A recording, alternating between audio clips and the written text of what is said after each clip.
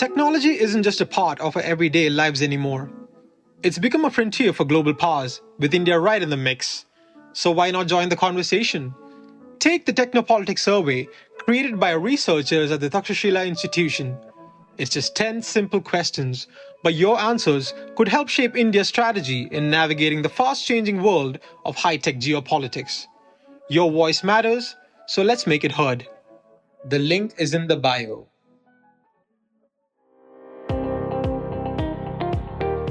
Welcome to All Things Policy, a daily podcast by the Takshashila Institution. We are a bunch of policy nerds based in Bengaluru, and we like bringing fresh perspectives to Indian affairs and Indian perspectives to global affairs. So grab a cup of coffee, sit back, and join us for today's chat. Hi, welcome to another episode of All Things Policy. My name is Adya, and today I'm going to be speaking with Dr. Sarath Guttikunda, who specializes in air pollution, and he's conducted a lot of research on the same. He's also the founder of an outfit called Urban Emissions, and they conduct research on air pollution as well as air quality monitoring. They put accessible data in the public domain, which makes it a lot easier for policymakers to understand the issues posed by air quality issues. And it also makes it simpler for lay people to consume the data on the same, which is often quite complex. So today I'm going to be speaking with Dr. Guttikunda about some of the current issues pertaining to air quality in India specifically, and some of the strategies that can be used to mitigate them. So, just to start off, from what we all read, air pollution has become a defining challenge for urban India especially.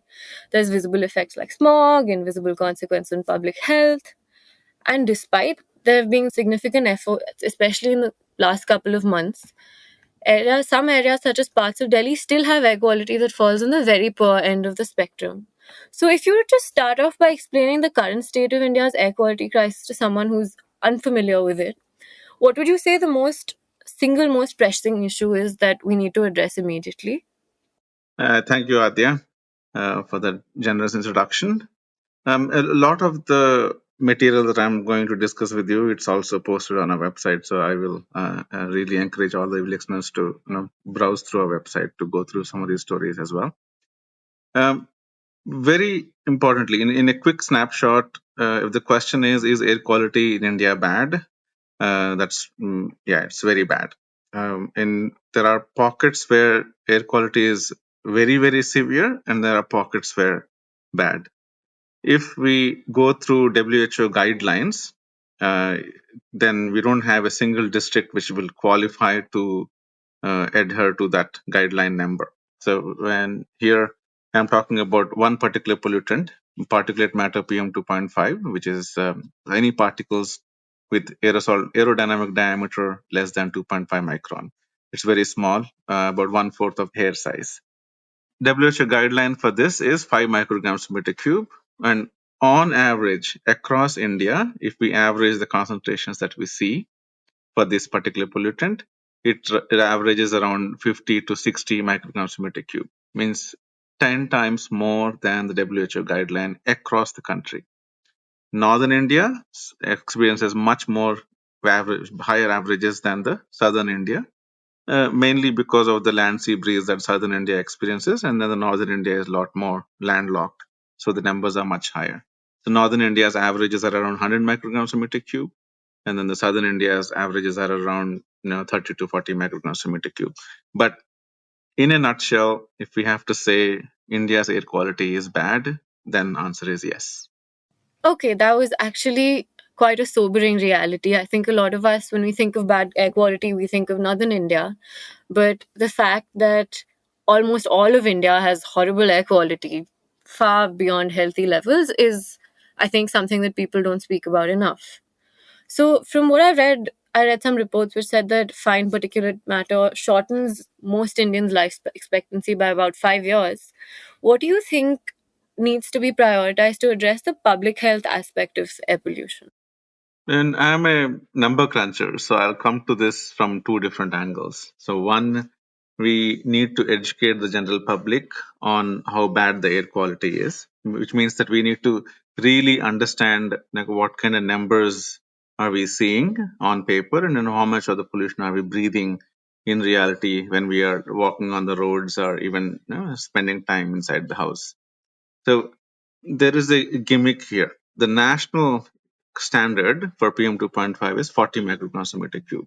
So any city measuring that number will always tell you whether our numbers are in the green or not in green, depending on that standard. So we should not be focusing on that value, but we should be focusing on the WHO guideline, which is a threshold for health impacts.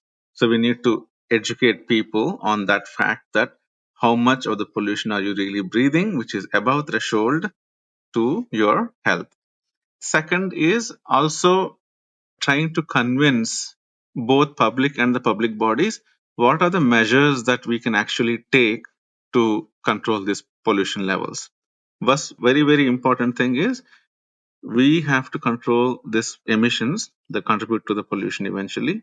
Emissions at the sources, not talk about pollution which is already in the air, but we have to talk about emissions at the sources. Then the sources, if we have to broadly discuss, we can discuss this further later on, are like cooking and heating, road transport, all the industries, garbage burning, and road dust. So these are your like 5 big items now that we really have to focus on.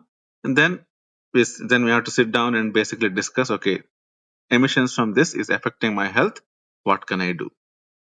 Okay. I think that actually broke it down in a really helpful way. And I think a lot of the public just isn't educated on this. I, in fact, didn't think of checking the WHO guidelines. Earlier today, I was looking at the air quality for Bangalore compared to Delhi, and I thought it was pretty good. This is wow. Okay, another question I had coming to the measures. I've heard a lot of people talk about using technology such as artificial rain and drones and this and that to combat toxic air. Are these methods effective?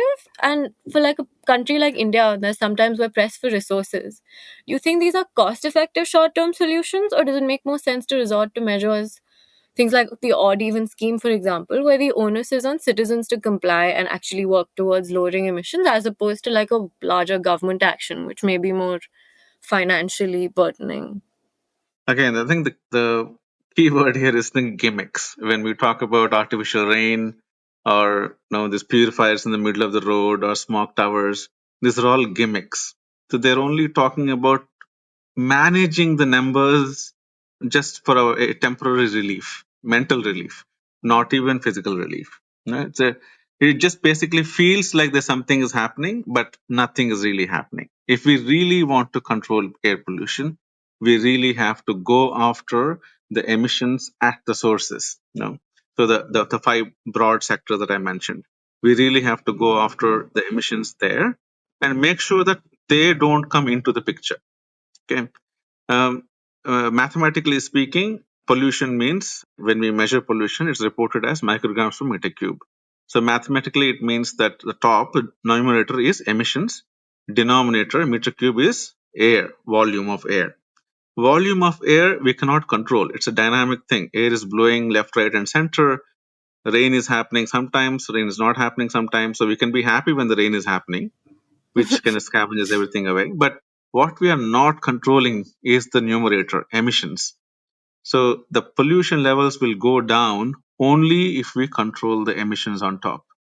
So one of the interventions that you just mentioned, this odd even scheme, if we really complied, then it will definitely have an impact on that emissions numerator value, then you will see a drop. But do we really comply? That's the important question, right? So a true implementation would be a 50% cut in the emissions, right? So 50% of the vehicles go away from the road, then you have a 50% cut in the emissions. So proportionally, you have a 50% cut in the pollution levels as well. I mean, it's a really good scenario. But in reality, that doesn't happen for many exceptions and things like that. So if you think about this more broadly. So our goal is to make sure 50% of the vehicle kilometers traveled is not happening. It has nothing to do with how many vehicles are on the road, but is about the usage. Can we cut down the usage of the vehicles by 50%? And how is that possible? Is it possible by promoting walking and cycling? Is it possible by promoting public transportation aggressively? can we achieve that 50% or even sometimes more? There are really good examples where things have happened and gotten these reductions in other cities. But it is possible. But odd even scheme is definitely not the way to do it, which is again a temporary measure. It feels like we are doing something, but on a long-term basis, it doesn't really change those averages or help us get into a better zone of health impacts. Okay, you had said that there are some examples where these measures have worked in other cities. Could you tell me about some of them, just so our listeners could get a sense of what works and what doesn't? Because a lot of what we've seen so far doesn't work in our own lives, I think.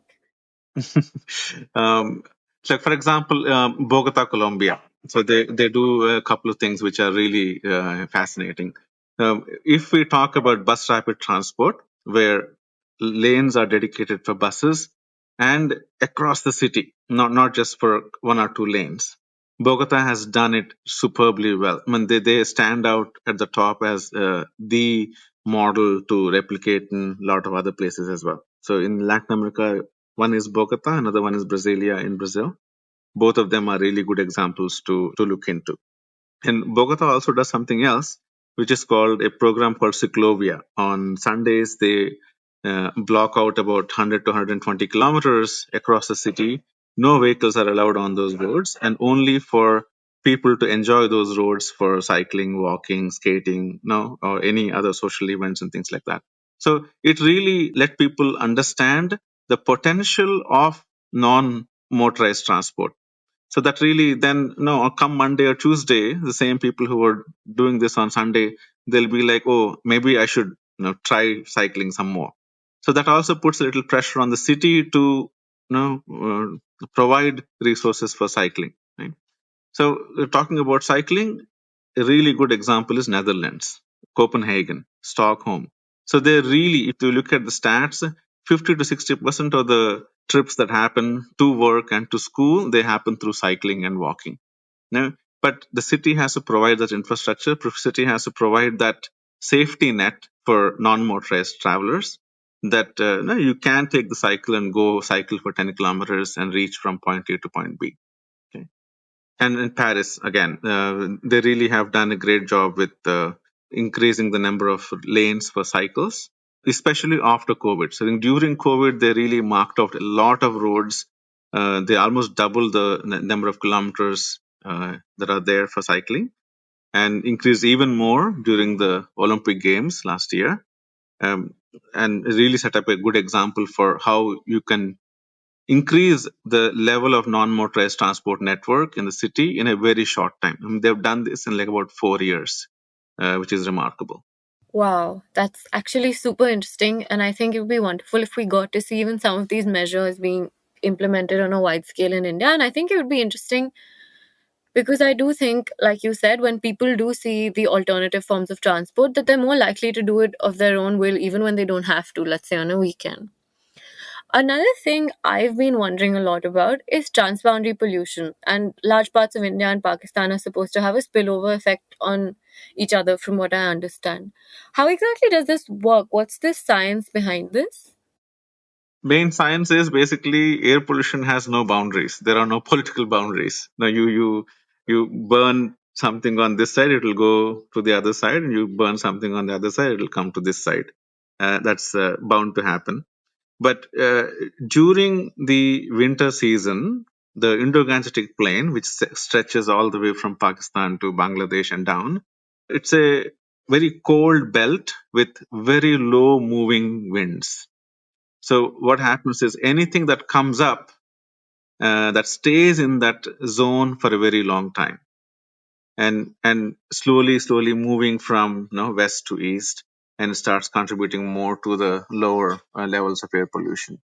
And it's not about just the extreme events like the Diwali or the stubble burning that happens on either side of the boundary. It's not just that, but the lower temperatures that we experience in November, December, January, and February, they are key to that trigger the heating demand. And the entire Indo-Gangetic Plain, a large portion of the population depends on in situ burning.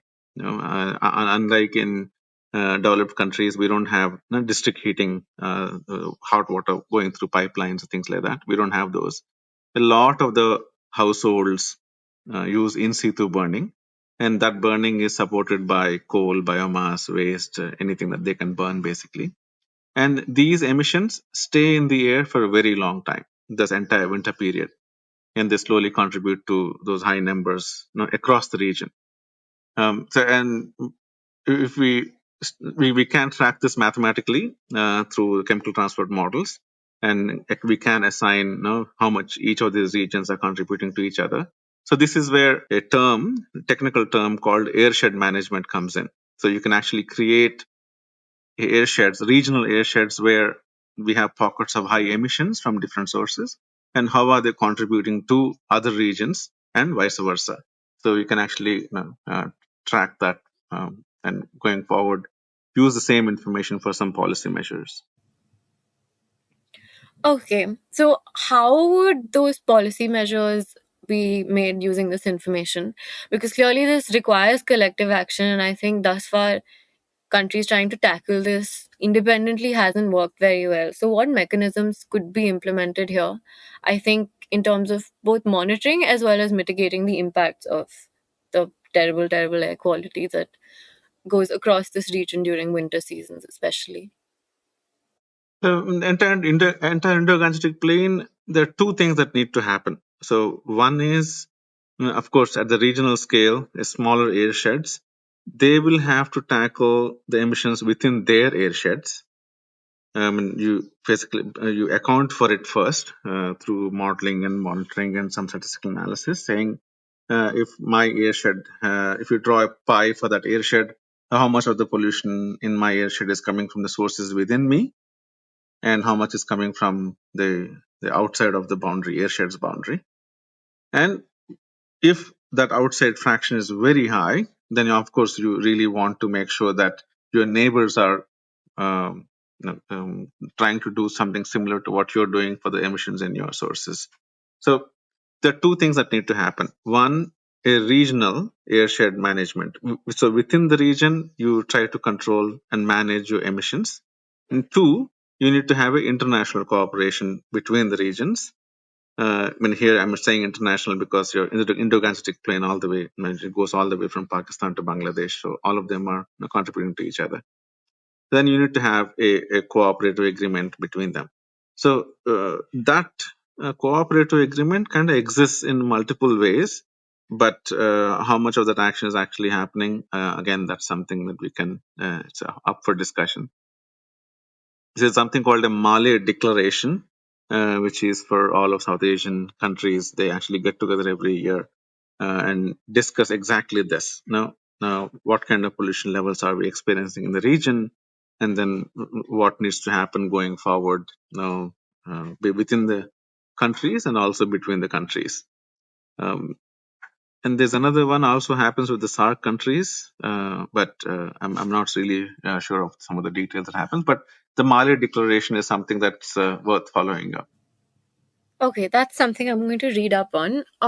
Air quality monitoring seems to be central to a lot of these measures, and I think especially for transboundary pollution. How exactly does it work? So, in a very simple, simple terms, it's basically you get a monitor, you put a monitor, you switch it on, some numbers come out, and you start drawing some lines. That's in a very simple way of doing it, saying it. But the point is that a lot of work that happens actually happens in exactly that way, without going into the interpretations. Okay. A lot of groups now, you get the monitor, you put it, you get some data, you draw some lines and say, see, this data is above compliance and this data is below compliance.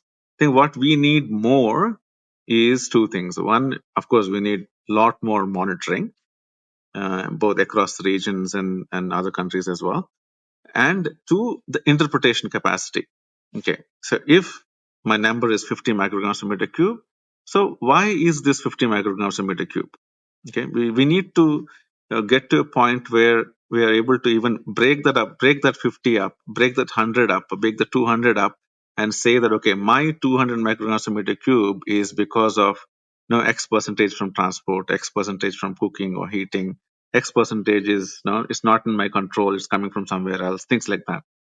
So monitoring helps in deciding this, and not only how much is the pollution, but if you actually do a bit of extra work, the chemical analysis on these samples, we can even build that pie and like pinpoint where the pollution is coming from.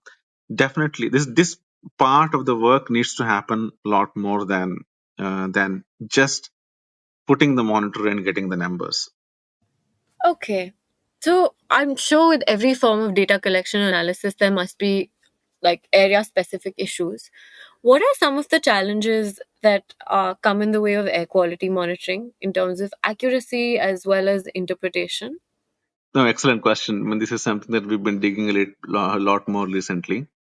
So we have in India about 260, 270 cities report air quality based on monitoring that they're doing in the cities.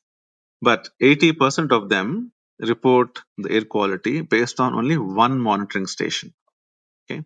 In any mathematical world, it's not a good sample size at all. Yeah. I mean, for obvious reasons, for safety of the equipment, access to electricity, access to internet, you end up putting that one monitoring station in a place which is safe and secure and accessible.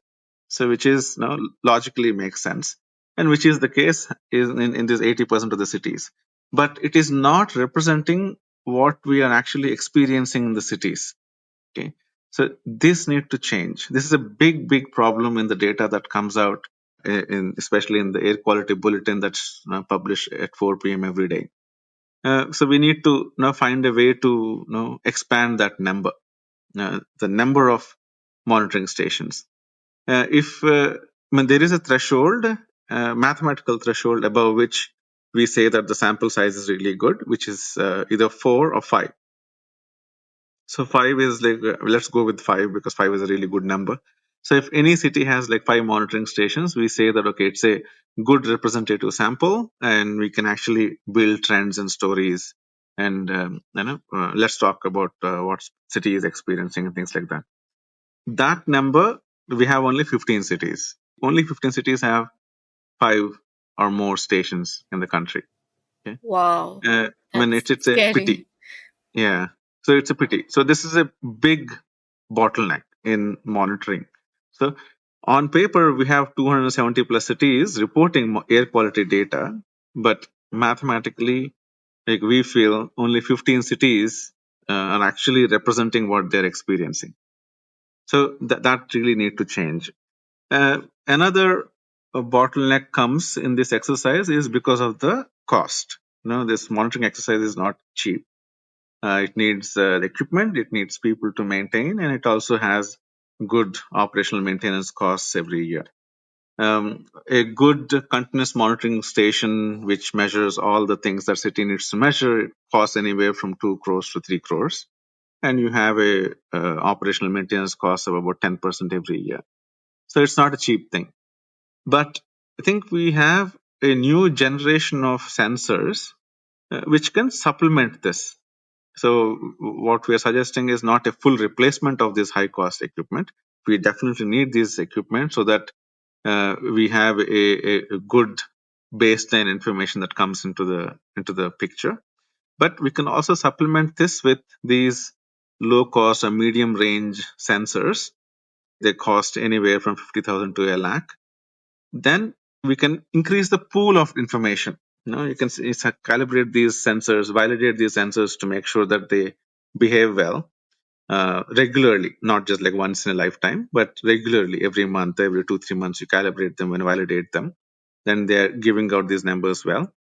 Then that pool increases, and then we have now a lot more confidence in the numbers that are coming out from these monitoring stations. Okay. So the bottleneck eventually it comes down to basically not having enough people to operate and financial constraints. Okay. So largely in past couple of minutes we've talked about urban areas. How about when it comes to rural areas? How can we improve the accuracy and coverage of air pollution data across rural areas when in urban areas only it's the state of affairs is so bad. I'm sure it's even less frequent to have monitoring stations in rural areas, and financial constraints must be all the more pressing. But the issues will still be affecting them just as much. Oh, absolutely. I think that's a great point. Even some of the discussion that we had when we talk about Indo-Gangetic Plain, it majority of that is actually rural and unmonitored. And most of the monitoring data that we get in India, in Pakistan, in Bangladesh, most of South Asia, anywhere, even in the developed countries like Europe, US, Australia, a lot of this monitoring data comes from the cities, tier one, tier two cities. We don't have like very few rural areas actually have monitors, which are mostly research grade. And but if one were to look at air pollution levels in cities and air pollution levels in satellite areas or even away from the cities, the numbers are not so different. The rural areas also experience, especially in the Indo-Gangetic Plain, rural areas also experience very similar numbers what you see in cities like Delhi, Ludhiana, Chandigarh, Amritsar, Lucknow, Kanpur, Varanasi, all along the belt. But these are the only cities where monitors are, and we end up talking more about the cities. But the rural areas, we really don't talk about it. So the new generation of satellites do provide a baseline snapshot every day. I'm calling this a snapshot because these are not geostationary satellites. These are satellites operated by NASA, USA, and ESA, European Space Agency, and they just go over India one time, and then you basically have a snapshot of what is the value around 1:30 or 2:30 in the afternoon. It gives us a snapshot. When we look at this snapshot, we can tell that the rural areas are no different from what we are seeing in the cities. So we really need to start refocusing how we address air quality. So it's not just focusing on controlling emissions in the cities, but we really have to control emissions in a region. This is where the regional airshed concept comes back again. And this is where the concept of long range transport that you pointed out comes back again. Because anything happening in the rural areas is definitely going to affect the urban areas, either downwind or upwind, depending on the situation. So we really have to start focusing on rural areas as well, not just from putting a monitor, but also addressing the emissions that are there in the rural areas. Okay, thank you. That was really informative. I had no idea about that, and no one I've asked about this has spoken much about rural areas because we don't read about them frequently. Satellite snapshots reminded me, given that you said that often there's not enough people for interpretation and monitoring itself is costly.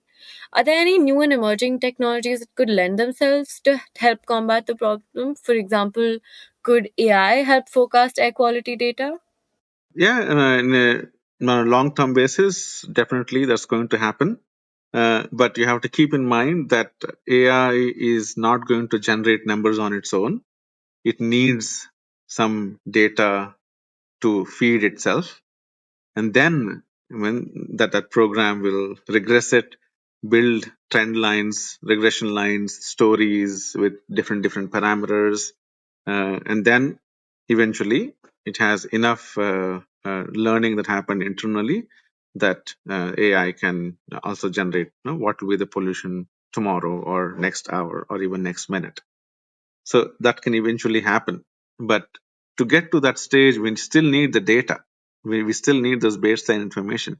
We still need enough monitors on the ground to tell how much is the pollution every hour. Not just in the cities, but also in the rural areas.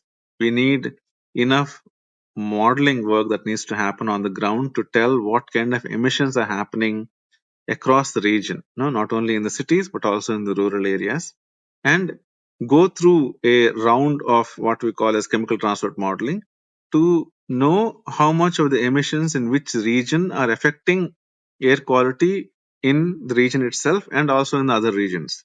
So all this data can eventually be archived, collated from multiple sources, fed into AI, And then, then AI will say, okay, I have now enough understanding of what's happening in the Indo-Gangetic Plain or India or just in Delhi, and I can tell you what's going to happen in the next hour or day. So that system, I mean, it's not far away. It'll probably happen in the next 2 years, 3 years, something like that. But we need to feed it. To feeding that, we still need that groundwork, and I think that groundwork is still missing. Okay, that's actually interesting because I would have thought it would be much further down the line, but it's heartening to see that there's at least enough data for it to be something that will be not just a distant possibility, but something that can come to light in the next couple of years. But then it goes back to the points that I made earlier, right? It's like 80% of the cities have only one station, and can we build a trend on one station data, and then is that going to be reliable? Can we have enough confidence in that? Probably not. Just imagine if the Yeah. same city had 100 points with 100 heterogeneous trends with 100 different localities, and all of them are part of the city, and then you have a very distinct trends that you can feature out, and then use that information to say, okay, hey, I know from 100 points I can build a good spatial map, I can build a good temporal map, and then project it for the next hour or even next day. So will you be more confident using that or from one station? So it basically comes down to that. Yeah. I think so many problems in this country come down to a dearth of data. Given that the lack of monitoring stations is a reality, then we should continue to try and tackle issues at the source and try and help mitigate and lower emissions while we continue to build more stations and increase the quality of data. Out of the sources that you mentioned, which would you say are the most pressing to target as of now? So broadly speaking, it's the same source as the big five players that we should definitely tackle. Transport emissions, especially road transport emissions. We have cars, motorcycles, freight movement, like trucks, big trucks, small trucks. So we really need to find a way to reduce the usage. Okay, I want to stress on the point of usage. I'm not saying that no, we should cut down the vehicles. It's the usage. So how do we reduce that usage? We have to provide alternatives so that anybody will think that, okay, I will take the bus because buses are going so frequently. I'll take the metro because metro is going more frequently and safer, cleaner, and I don't have to take out my car or motorcycle for today. We have to provide that alternative. You look at like Singapore, for example. When you can go, or London or any of those places, you can go from point A to point B, and you don't have to own a private vehicle. You can just live off of public transportation. So we need to get to that point. Industries, then we have really good standards, but the enforcement, it needs to happen. Now, as simple as, like, for example, power plants, we have excellent standards, emission standards, but only a handful of power plants actually comply with those numbers. Or, for example, for sulfur dioxide, only I think 10 or 10 to 15 power plants actually have flue gas desulfurization systems. Now we need to have all the power plants doing that. Then we have a good drop in the emissions. Garbage burning. Every city, every growing city's problem now is waste management. The collection rates are not at par. Your landfill capacity is not at par with the generation rate. So we need to really tackle that from multiple points. After the waste is generated, we need to find a way to manage it. But we can also provide incentives to not generate that waste. We can focus on the behavioral issues at the individual level and see that can be done. Road dust and construction dust, in general, dust in the cities, it's a big issue because we do have a lot of unpaved roads, and generally the Indo-Gangetic Plain and a lot of southern India as well is a lot more dusty. We are naturally a dusty region, so we do have dust. So we have to find a way to manage that dust how much ever is possible. Then we have cooking and heating.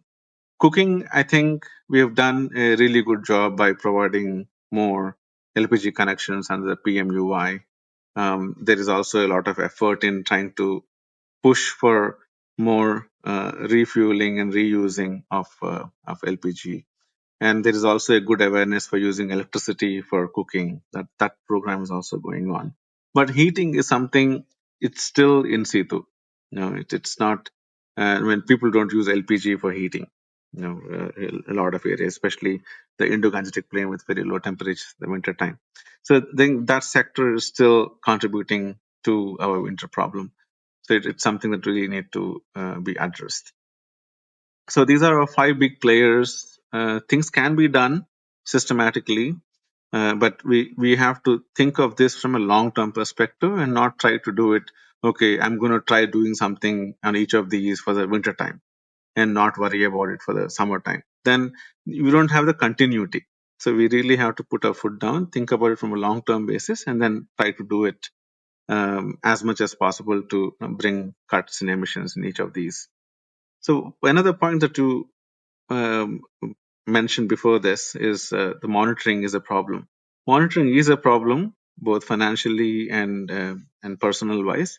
This is where the modeling comes in, and a lot of this modeling work on emissions can be done using bottom-up information. So this is where having access to data and generating enough data to supplement monitoring work really comes in. A lot of this backend information is coming. We have RTOs putting out, the Vahan website puts out how many vehicles are registered, what kind of vehicles are registered. So we have the data continuously coming. We have National Power Portal where power plants are reporting every day how much electricity that they're generating, how much coal they're using. That information is available. Coal in the cooking, when we have information on how much LPG is being distributed in different states, that information is also coming. But a few sectors, we still don't have enough information to build this bottom-up story on emissions for each of these sectors. But if we can build that, what this modeling can do is supplement whatever is missing in the monitoring picture. So we can help in a lot of those efforts. Okay, thank you so much for that. I think the last couple of minutes especially have given me both a very jarring reality check, but also left me feeling a little bit hopeful because, despite the lack of data and the lack of monitoring stations, there still is a lot of progress being made, especially with modeling. Hopefully, in the coming year, we see better efforts being made. And yeah, thank you for that. Yeah, you're welcome. If you liked our show, dive into Takshashila's research on technology, strategy, and economic affairs. Check us out at our Twitter handle @TakshashilaINST or our website takshashila.org.in.